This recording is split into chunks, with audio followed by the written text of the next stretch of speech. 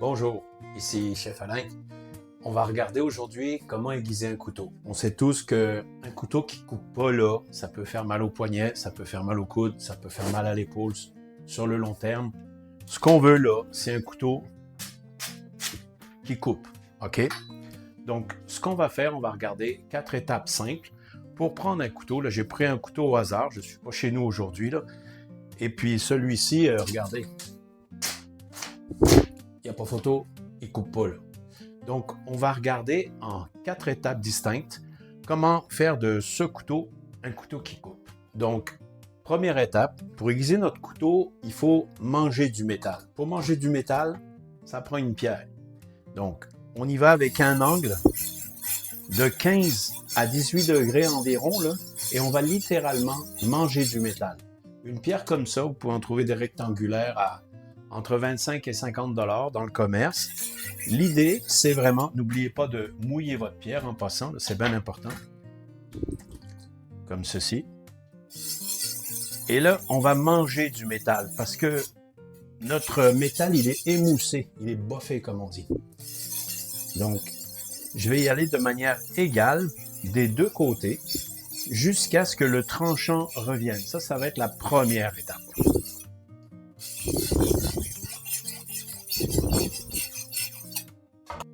Deuxième étape, on va devoir donner un fil. Parce que notre couteau, là, c'est le tranchant du couteau, le fil du couteau, c'est à peu près aussi fragile qu'une feuille de papier. Puis quand on le passe à la pierre, c'est à peu près impossible de le mettre en ligne parfaitement droite. Pour cette raison, avec l'aide d'une queue de rat ou d'un fusil comme j'ai ici, là, on va tout simplement le passer comme ça. Puis là, c'est pas nécessaire de forcer, au contraire, on glisse le métal jusqu'à ce qu'on ait la sensation que ça accroche plus du tout, que ça glisse égal des deux côtés. Comme ceci, pas plus raide que ça.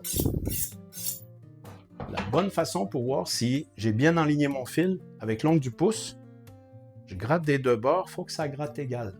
Si ça glisse d'un côté puis que ça gratte de l'autre, c'est que j'y été plus fort d'un côté que de l'autre. Donc c'est important on cache sa joie, là, on donne son gaz égal. Voilà. Et on y va comme ceci. Troisième étape, mine de rien, là, quand j'ai mangé du métal sur ma pierre puis que j'ai affûté ma lame sur mon fusil, il y a un résidu, on appelle ça le morphile. C'est comme une poussière de métal qui est au bout du couteau, qui est encore persistante. Donc, si vous avez une strap, moi j'ai pris une vieille ceinture, ça fait la job. Vous faites un petit peu comme chez le barbier, là.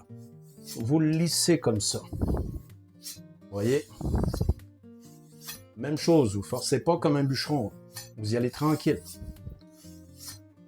Et ça va enlever le morphine. Et bien sûr, à la toute fin, on essuie le couteau.